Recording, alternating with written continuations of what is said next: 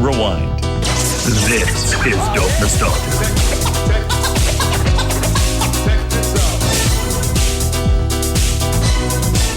Can you believe it's episode 247?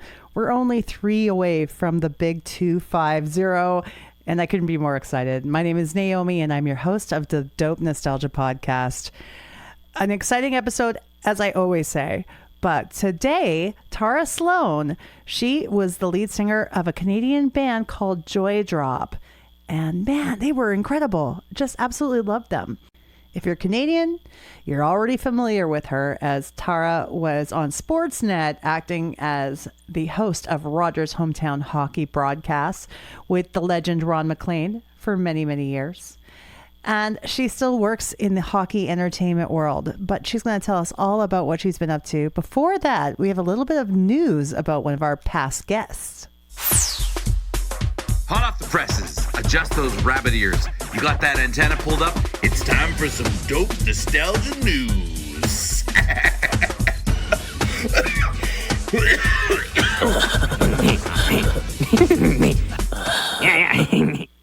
Okay, it was back in episode 223 where we had the reunion of girl group Nobody's Angel. Now, member Allie has been so busy with her children's entertainment, and she goes by Twinkle Time. You can find Twinkle Time on all your social media. Now, she's got an exciting new release coming out, and it's called a non-fiction fairy tale. It's her 5th children's album for the whole family. She's got 9 bangers, 32 minutes of music. You've got to go check it out on all your streaming services and send her some love. Allie is an amazing person, so we want to support her. Yeah, check that out.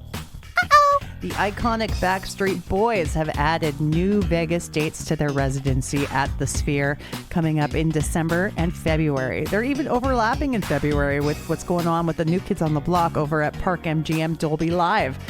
Listen, I spent all my money on NKOTB, so if anyone wants to throw me a Sphere ticket, or want to take me as your guest, I'll be there. I'm coming. Get your tickets now. Wikipedia moments.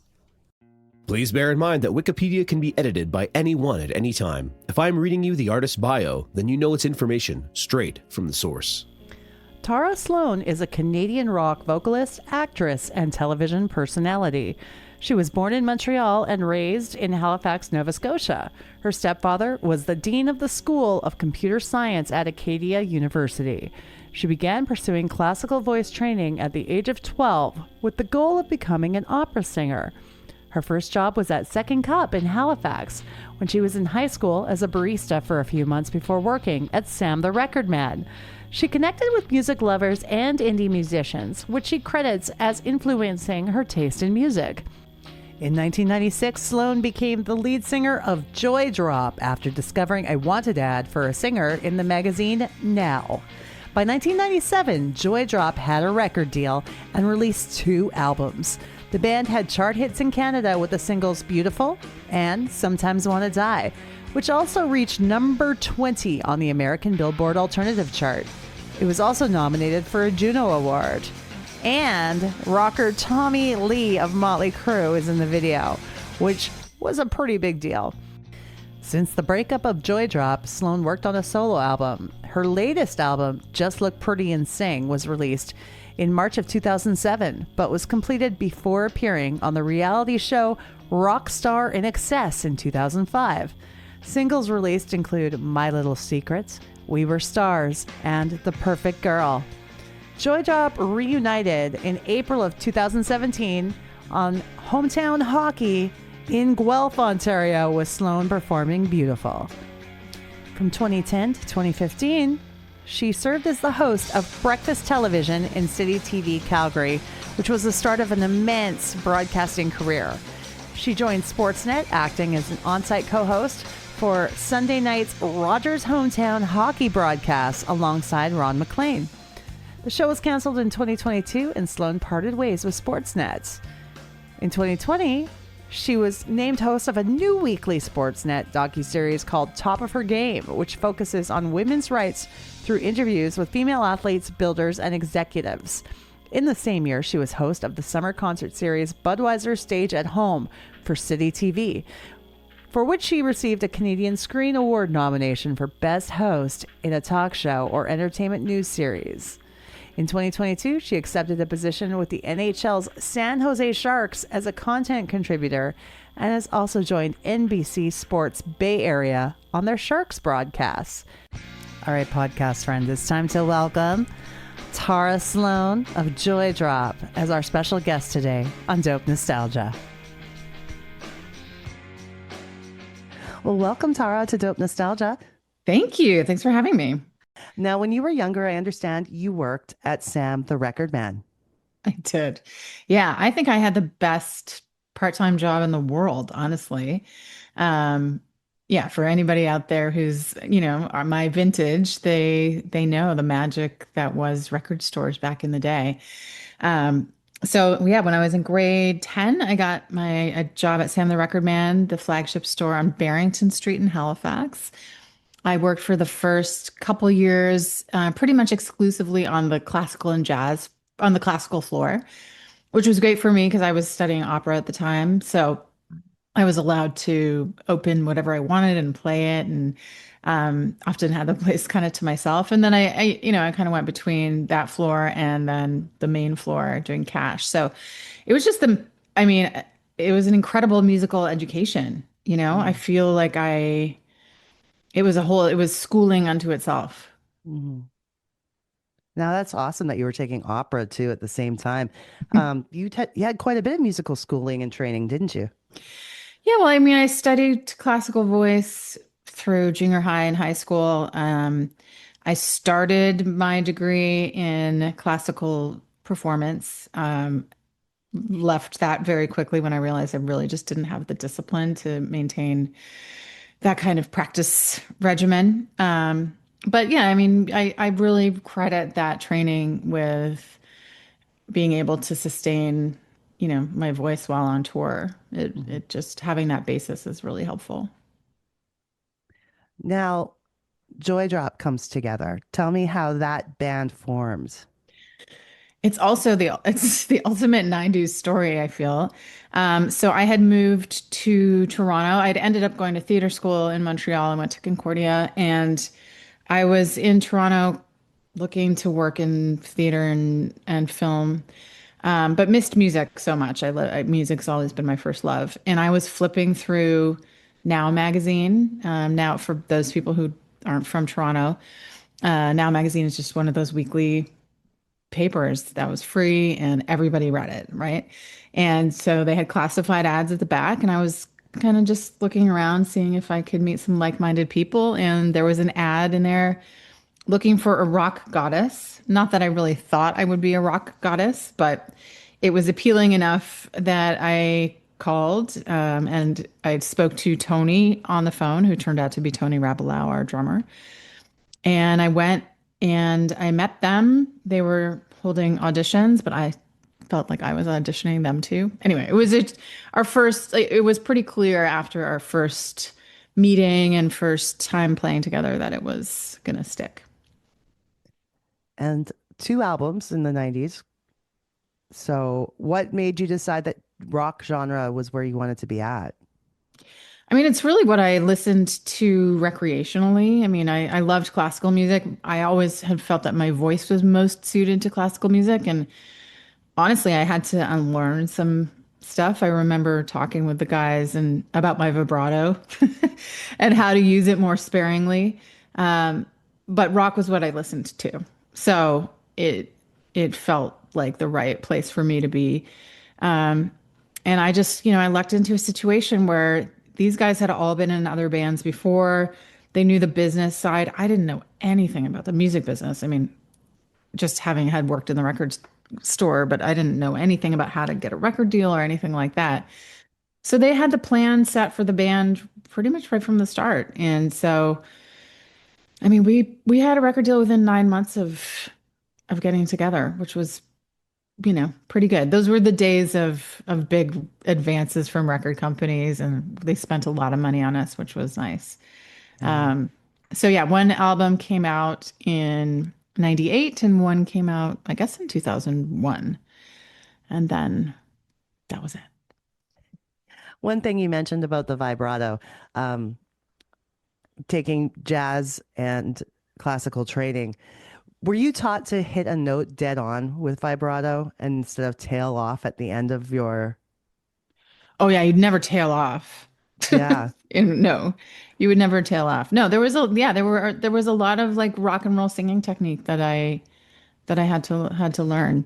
So I went to Grant McEwen here in Edmonton Yep. for their music program, and I remember it being very jazz focused and having to kind of, when I decided to be in a band myself, relearn how to sing things.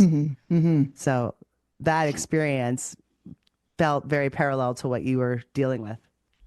Yeah, it's just for me, like in classical voice, the way you sustain a note is through, nice even vibrato. So you really have to learn a different technique of how to sustain a note without it, which is actually harder Yeah. in some ways, I think. Yeah. Now, for the video, Sometimes Want to Die, it was a huge deal in Canada. It made it up in the States. It was a great song, great video. How did you get Tommy Lee in the video? That was just somebody knew somebody. It was our video director knew Tommy's manager, got managed to get the song to Tommy. Tommy liked it. It was as simple as that. Like that was it. I've been transparent about this. I wasn't a fan of the idea to begin with. Tommy had a spotty history when it came to domestic violence, and I was wary of that. I mean, frankly, I didn't have a voice. I got voted down. So, and it actually ultimately turned out that Tommy was a really wonderful, wonderful guy. Like he loved the song. He was just kind of a big kid, like a guy who never really grew up. So we ended up having a nice time with him. But yeah, it was kind of framed to me like, listen, this is a big opportunity for you guys, and you should do it. So, for better or for worse, I can understand being apprehensive, though. Yes.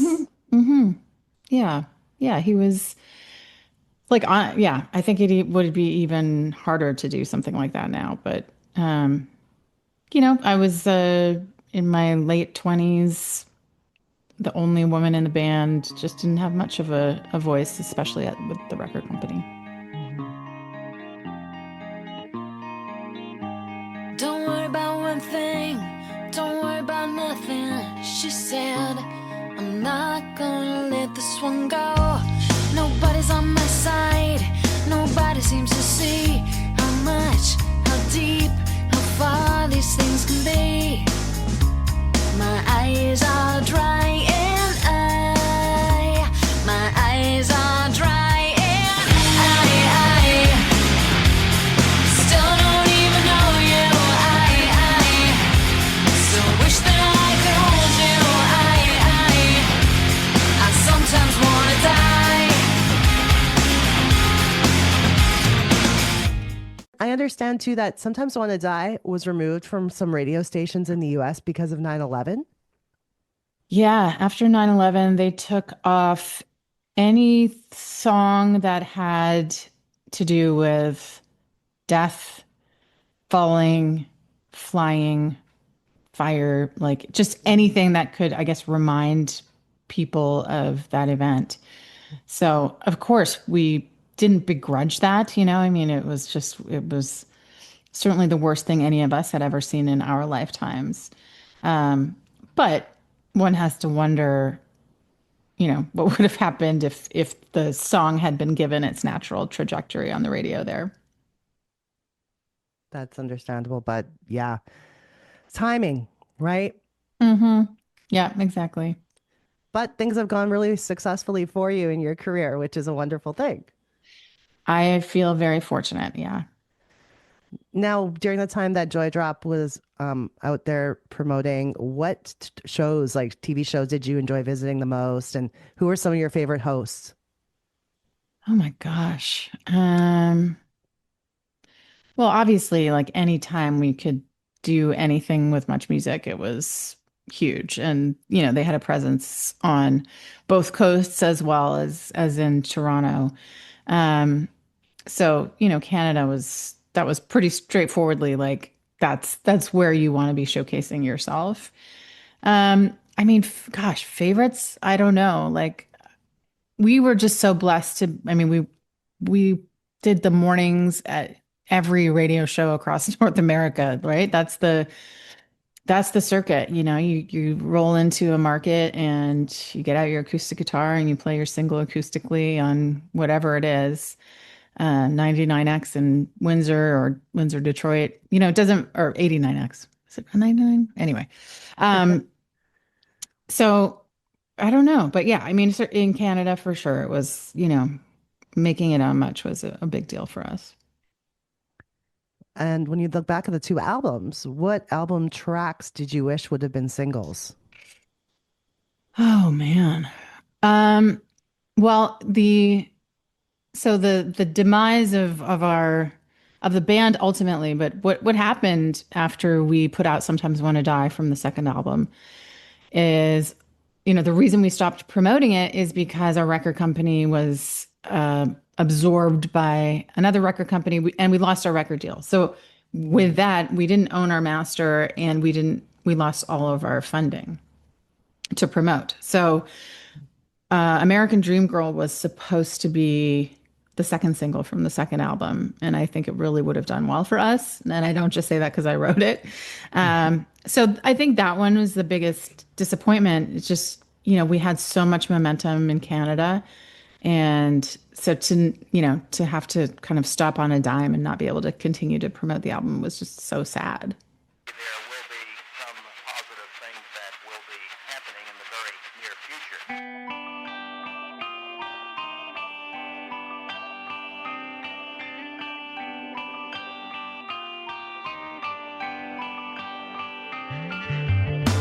Hey, Mr. Music, with all your illusions, your foregone conclusions, your grand delusions.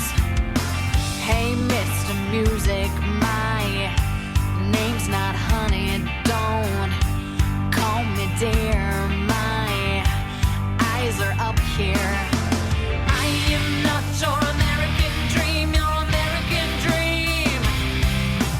I am not your American dream, your American dream.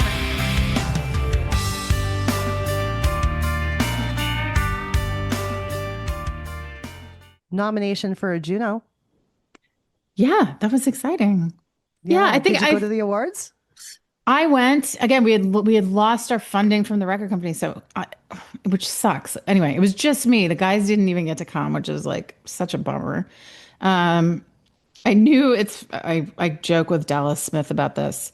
I was sitting, we're in the same area of the arena. It was in St. John's, Newfoundland that year, and ours was a televised category, and they put the camera on you as they're introducing you, and then I saw the camera just pan over and stay on Dallas, who won it with default. So I was like, I knew at least a few seconds before that it wasn't going to be us, but it was really cool. I think a lot of our journey we spent striving for the next thing, and so it definitely took me a little while to appreciate these things and realize like, oh, a Juno nomination, like that's something that's on our resume for life. That's cool. That's something that not everybody has. Yes, absolutely. It's true that it's a great thing to have. And what's going on with the rest of the guys in the band now? Thomas, Tony, Tom, what are they up to? Everybody's still in music, which is great. Tony Rabelau, our drummer, and we all wrote. So one of our primary songwriters. Tony currently, he does a lot of solo stuff, does a lot of writing, does a lot of session work. and is the full-time drummer for Bedouin Soundclash. So if you want to see him rock out, go catch a Bedouin show. Tom Mackay, bass player, is a full-time producer, has an incredible studio, works his ass off, makes amazing music, he's one of the most musical people I've ever met. Just makes magic. And Thomas Paine is heavily in the theater world. He does a lot of stuff for Stratford and Shaw, award-winning. He's just he paints these beautiful musical landscapes for these big theater festivals. So everybody's really, I'm the only one who's not in music full-time anymore, which is kind of sad, but I still dip my toe in. Yeah, what do you do to use that creative outlet?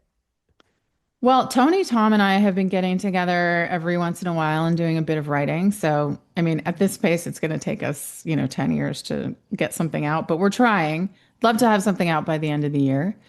And then, I'll do the odd benefit concert or something like that. Dave Bedini from Rheostatics has annual concerts here in Toronto that I do. And so, people just have to ask and I'll show up to sing. And then the show that I did in 2005, Rockstar INXS, we're doing some 20th anniversary shows this November. So wow, I better start practicing. Yeah.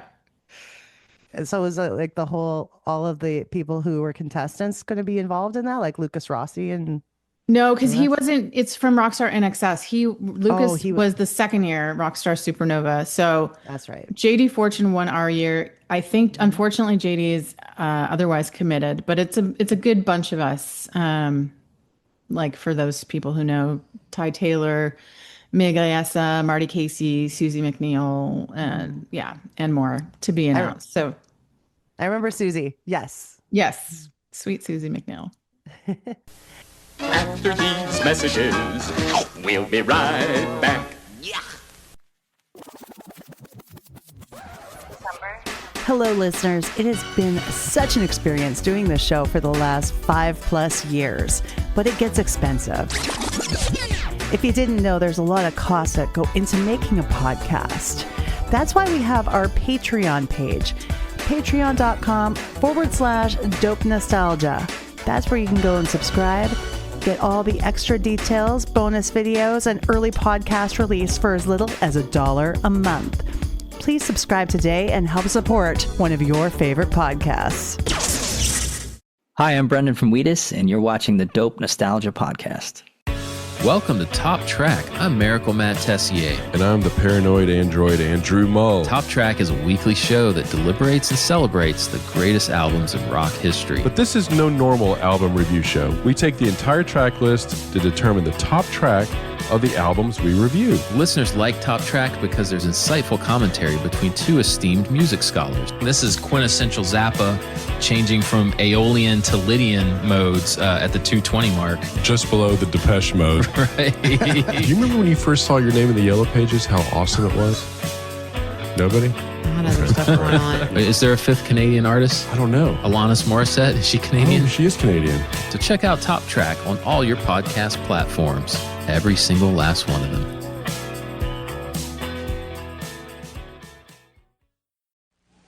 Hey, give that back! Mouse trouble? Then you need Mousetrap. Mousetrap, I guarantee it's the craziest trap you'll ever see. The first to capture everyone else's mouse is the winner. Just turn the crank and snap the blank and boot the marble right down the chute. Now watch it roll and hit the pole and knock the ball in the rubbered up tub, which fits the man into the pan. The trap is set. Here comes the net. Ouch! Mousetrap, I guarantee it's the craziest trap you'll ever see. I knew you were a winner. Mousetrap from Milton Bradley.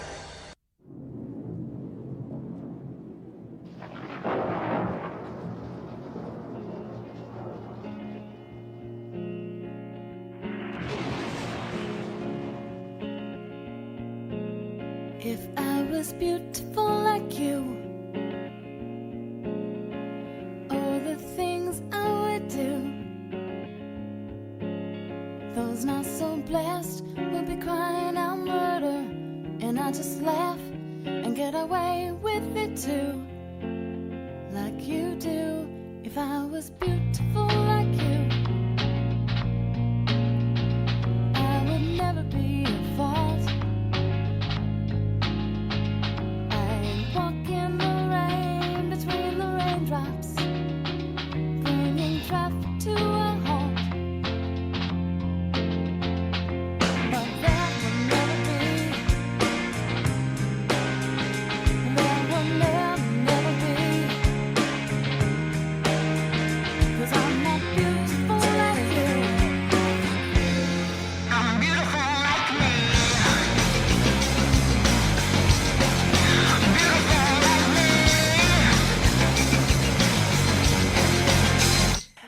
like you guys had a bit of a reunion, a Joydrop reunion on Hometown Hockey a few years back, right? Yeah, that was, I never would have thrown my hat into the ring and been like, "Hey, don't you think Joydrop should perform on this show?" But Ron McLean, being such a friend and ally, was really supportive. So, yeah, that was really fun. That was the first time we'd played together in quite some time, and we do every once in a while, get together for somebody's birthday or, it's always a lot of fun. But yeah, that was really special. And in 2007, you released a solo album. I love the title, Just Look Pretty and Sing. What was the inspiration behind the title and the songs you were writing at that time? Well, the songs were written over quite a long period. They were written, really after Joydrop broke up. So between 2002 and 2006, when the album was done. It was done maybe even before that. The album title, Just Look Pretty and Sing, it was just something somebody said to me that stuck with me. So yeah, not a very nice thing to encounter. It's such a such a stereotype. But I was really, really proud of that album. And unfortunately, we had some radio play and some video play. It really didn't do much. And, it's a sad, hard thing when you put your heart and soul into something like that, in an artistic endeavor and it doesn't really go anywhere. But I'm still very, very proud of it. I worked with Jordan Zadarozny on that record, and he's a musical genius. He is the mind behind Blinker the Star. So I love what we did.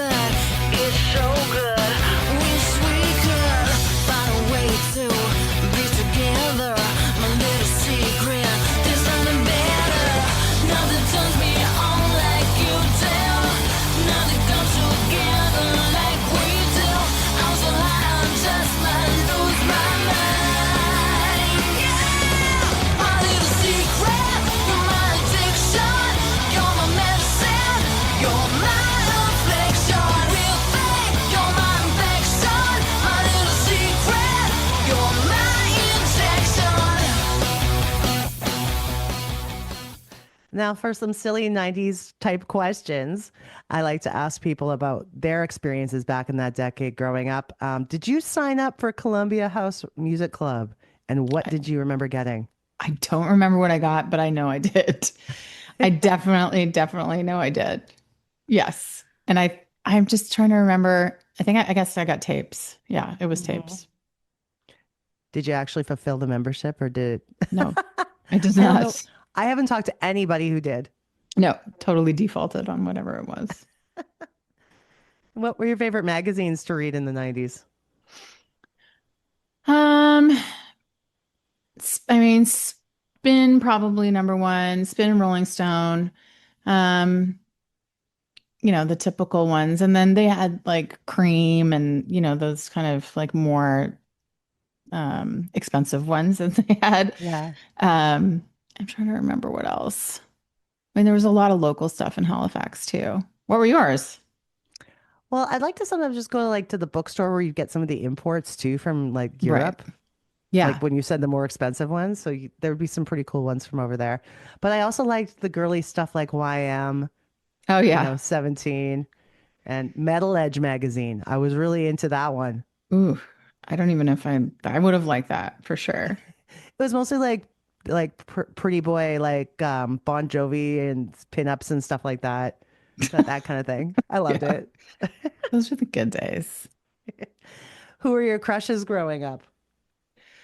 I had weird ones. I mean, I would say my absolute obsession was Anthony Kiedis from the Red Hot Chili Peppers. I had dreams about him. I had a recurring dream that I was on stage at a bar in Halifax singing backing vocals on Knock Me Down with the Chili Peppers. And I just I loved Anthony.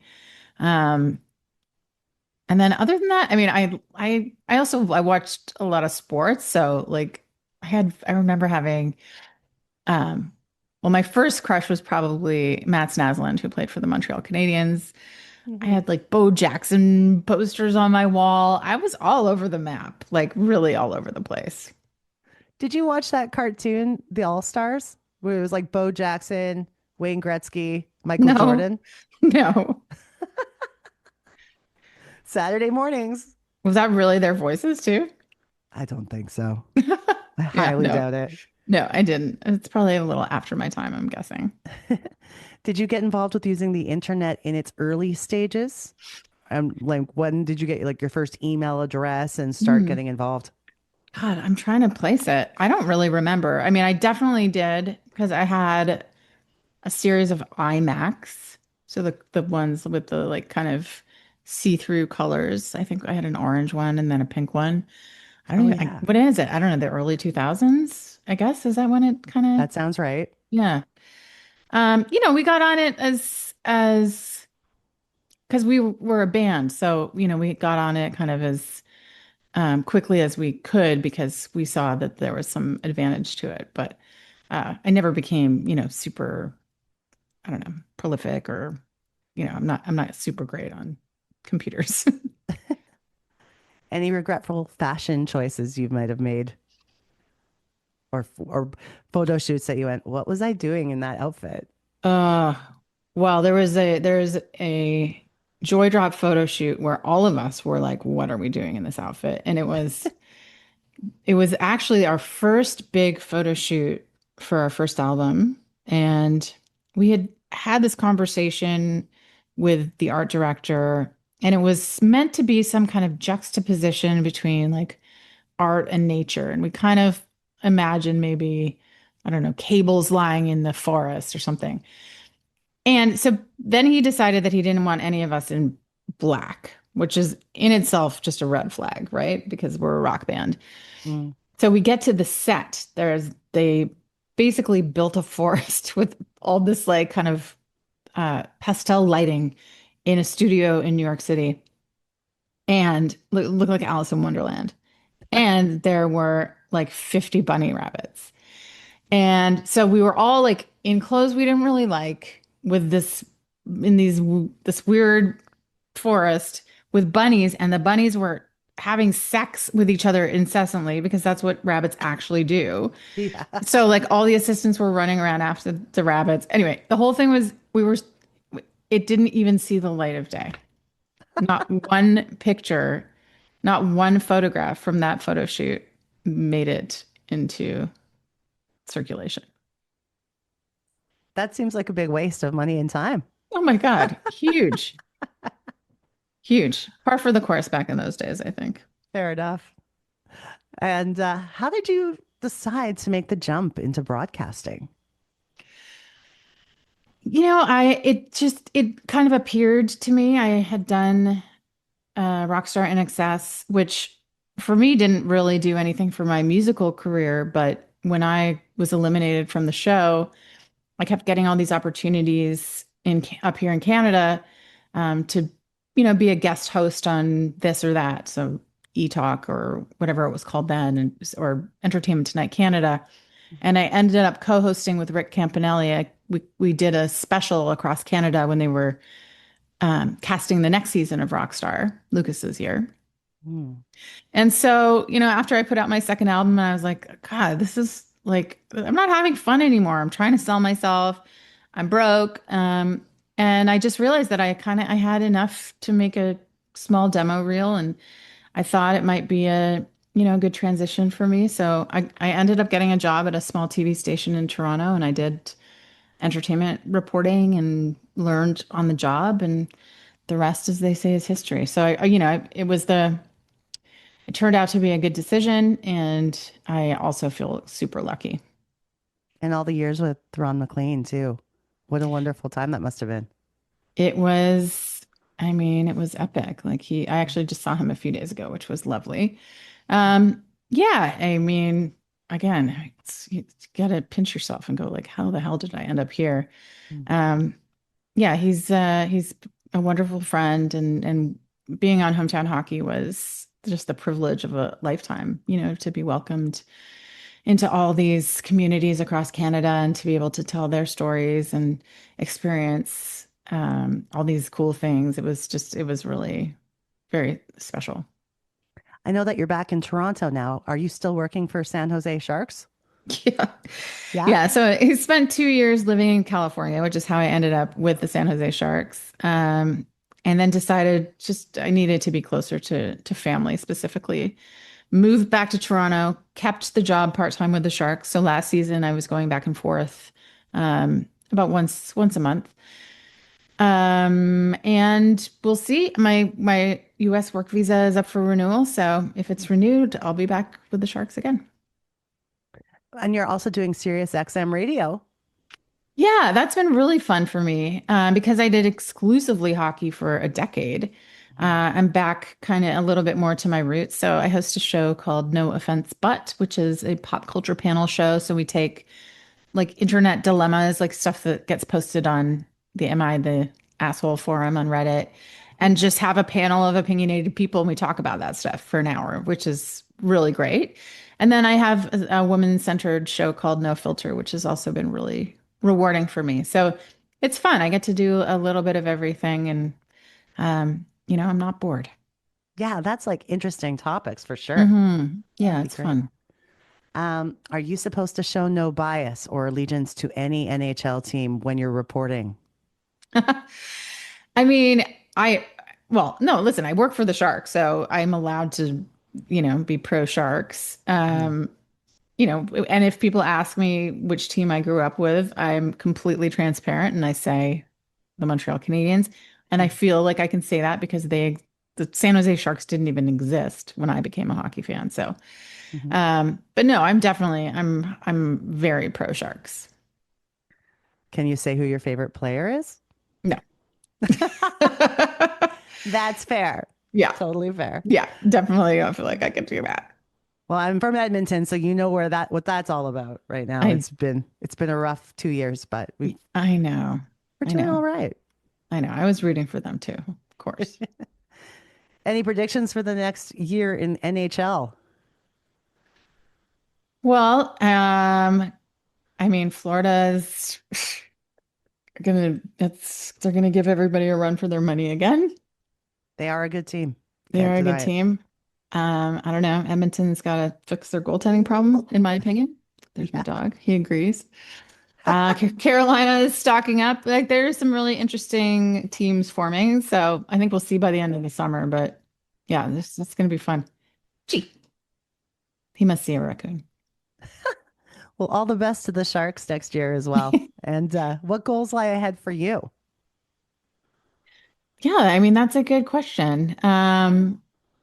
I think I love working for the Sharks and I love being part of this team. Obviously, this commute is not sustainable forever, but I'd love to continue to do this with them as this team improves, especially. And, the organization itself, they're on the right side of things. I really believe in them and they believe in the right stuff. I'd love to kind of expand my repertoire. There's more things I'd like to do. Maybe touch on more current affairs. I think now I got the radio bug a little bit, so it'd be fun to do more of that. Are there any causes you support that you want people to know about? I think that very specifically right now, I think we need to be really strong allies for our LGBTQ plus sisters and brothers and theys and thems. I think that's, this is such a homophobic, transphobic time, and it's become really unsafe, unfortunately, for people to be their authentic selves. So I would say whichever, the Trevor Project, Rainbow Railroad, whatever it is, and the makers of Pride Taper from Edmonton. So go guys. So yeah, that's what I would say. That's where I definitely put a lot of my energy. That's outstanding. And thank you so much for telling me your story today. Oh, I really thanks appreciate for having me. I appreciate the time with you, Tara. Yeah, thanks, Naomi. I'm going to go see what my dog's doing. Thanks. Social media, yeah, we've got it. Send us an email, dopenostalgiapodcast@gmail.com. Twitter, Nostalgia Dope. Or on Insta, dope_nostalgia. This podcast is licensed by SOCAN because we believe that artists should be paid for their work. Hey, friends. I kind of miss getting those messages on my answering machine like we used to back in the day. What I'd really love is to hear from you, the listeners of Dope Nostalgia. This is your chance to be on the show, giving feedback, telling us what you love, what you hate, and who you'd like to see more of. Call us at our new toll-free number, 1-888-741-9192. Leave us some feedback. Your message could be played on the show.